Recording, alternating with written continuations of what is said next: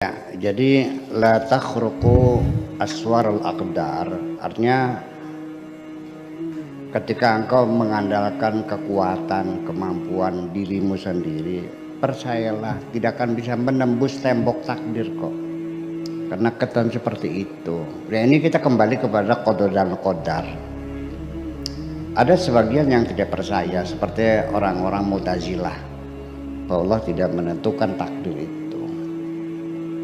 Tetapi realitanya nggak usah pakai dalil lah. Kita realita sangat ilmiah, sangat rasional. Bahwa apa yang terjadi pada diri kita kan by design. Ada desain, ada sutradaranya, ada plotnya, ada sinopsisnya. Ya, bukan hanya perjalanan sehari-hari. Sampai rekaman asli pada deoksiribonukleik asid itu bakat-bakat yang kita miliki sudah ada informasinya, warna kulit kita sudah ada informasinya, kecerdasan kita, hobi kita, kepintaran kita dan semuanya sudah ada, bentuk hidung, bentuk telinga, warna rambut dan sebagainya, apa keriting, apa lurus, apa rambutnya bule, itu sudah ada. Dan itu menurun dari orang tua, dari ibu dan bapak. Makanya setelah dites itu ya sudah tidak bisa dibantah lagi bahwa Kisi Winar itu anaknya Mario Teguh. Itu ilmiah bakat kok. Ya. Dan ketika kita punya bakat menari, semua orang pengen, tapi nggak bisa. Kenapa kamu bisa? Kan kamu punya bakat.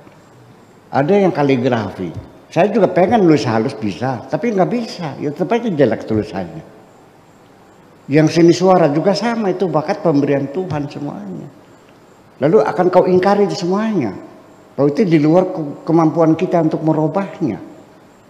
Ya, kita terbatas dengan dimensi waktu dan tempat. Ya kan begitu. Dan kita tidak dilibatkan oleh Tuhan untuk mengalirkan darah ini. Jantung itu berdegup memompa darah kita mengalir begitu cepat melalui pembuluh-pembuluh darah kita. Kita tidak dilibatkan. Jantung berdegup juga memakan oksigen dalam darah kita juga tidak dilibatkan.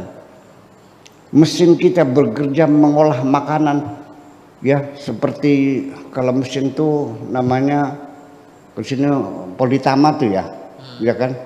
Itu vitamin-vitamin dipisah-pisahkan semuanya. Mesin katalis lah dalam tubuh kita ini, bahwa berapa banyak butuhnya kita kalori, berapa banyak vitamin, berapa banyak protein, berapa banyak, semuanya terukur semuanya. Kita ikut terlibat enggak? Jadi di mana kemandirianmu itu? Ini bukan katanya kok, silakan tanya dokter. Betul paham enggak? Iya kan, dia berdegup sendiri kok, kita tidak melebatkannya. Terus yang jadi masalah apa? Kita lahir juga keinginan siapa? Saya nggak tahu. Saya nggak pernah ingin lahir di sini kok. Saya dihadirkan oleh Tuhan di sini. Keluarnya dari perutnya Ibu Haji Zainab juga bukan pilihan saya. Bapak saya Kiai Yasin bukan pilihan saya. Lahir di Kertasmaya bukan pilihan saya. Jenis kelamin saya laki-laki bukan pilihan saya. Dan saya bersumpah demi Allah, demi Rasulullah, saya tidak pernah mengisi formulir daftar kehadiran di bumi ini kok. Sampai kematian pun saya tidak diperbolehkan memilih jalan kematian saya, harus serahkan pada Allah.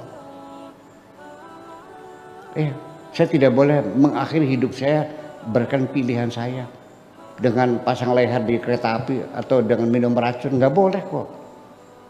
Kan seperti itu. Betul enggak?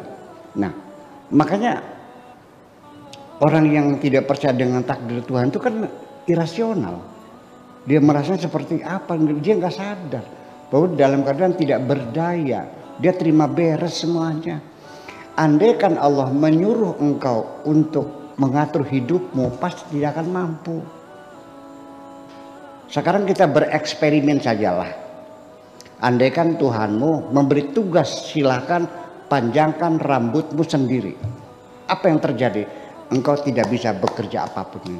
Setiap hari hanya narik-narik rambut aja. Dan juga akan bagus hasilnya. Ada yang panjang, ada yang pendek. Dia tumbuh sendiri kok. Dan pada kepanjangan tertentu akan berhenti sendiri. Alis itu hanya sekian senti, bulu ketek sekian senti.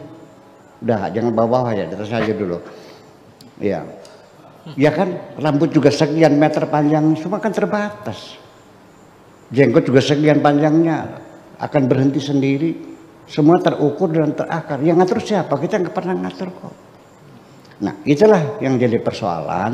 Jadi artinya memang standar kita adalah la haula wala quwata. Kita tidak punya daya upaya apapun, kita tidak punya kekuatan apapun. Allah yang menentukan. Nah, ini tertuduh orang yang percaya takdir itu dengan fatalisme. Itu juga salah kesimpulan. Allah tidak menyuruh kita fatal, tidak. Allah menyuruh kita bekerja. Allah menyuruh kita belajar, Allah menyuruh kita usaha, kan seperti itu. Lalu yang jadi masalah apa? Allah nyuruh belajar, sudah belajar dong. Tapi nggak pinter-pinter, nggak ada urusan, kamu yang belajar, bukan suruh pinter kok. Usaha disuruh nggak? Usaha sudah, tapi nggak kaya-kaya. Apa salahmu? Kamu sudah berusaha kok. Allah tidak menyuruh kamu kaya kok, menyuruh usaha. Betul nggak? Allah menyuruh kamu menjaga kesehatan, tapi sakit juga, jangan ada masalah. Yang penting kamu sudah berhati-hati, memilih makanan yang sehat dan sebagainya. Lihat di kadaluarsanya, hati-hati. Ya sudah, ternyata sakit juga, ya nggak ada masalah. Allah tidak akan melihat hasil kerjamu, yang dilihat adalah proses kamu bekerja. Jadi kalau kamu sudah belajar rajin siang malam, tapi tetap bodoh aja, nggak ada masalah kok, Anda selesai. Karena Allah tidak menyuruh pinter kok. Nah, itulah menjadi persoalannya.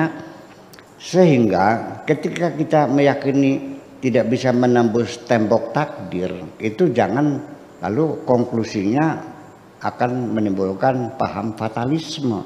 Akhirnya terserah Allah saja, bukan begitu maksudnya. Ya kita bekerja juga. Nah, begini, lalu kita lanjutkan lagi.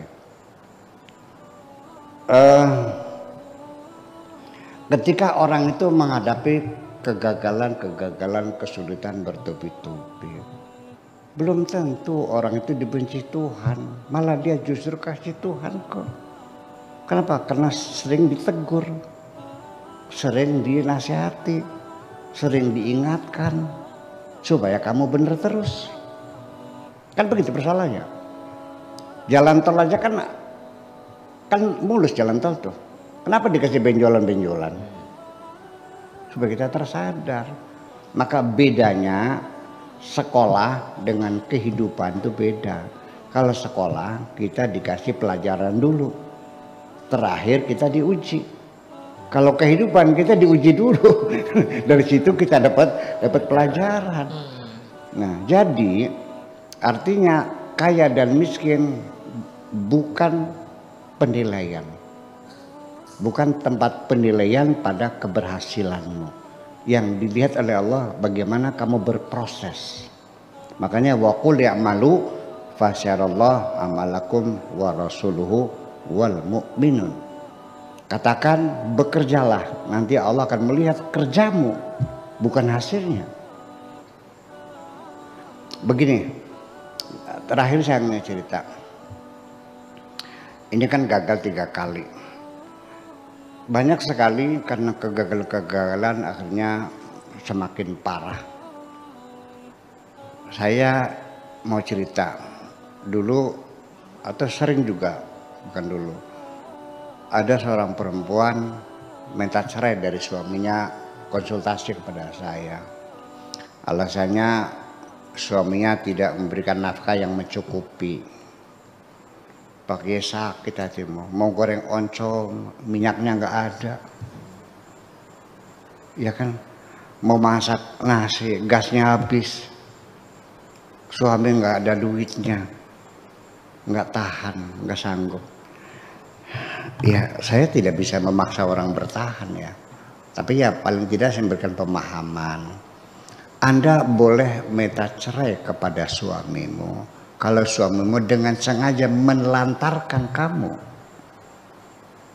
dianya leha-leha saja, santai-santai saja, hanya tidur aja, nganggur, nggak mau usaha, pemalas, Anda wajar. Tapi suamimu itu rajin.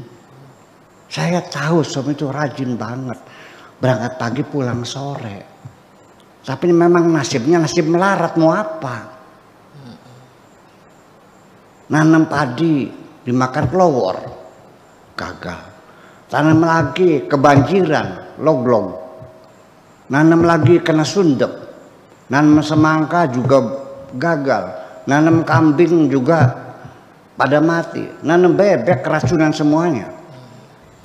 Karena yang punya sawah itu gemes sama bebeknya itu, jadi diracun gitu, ya mati semuanya.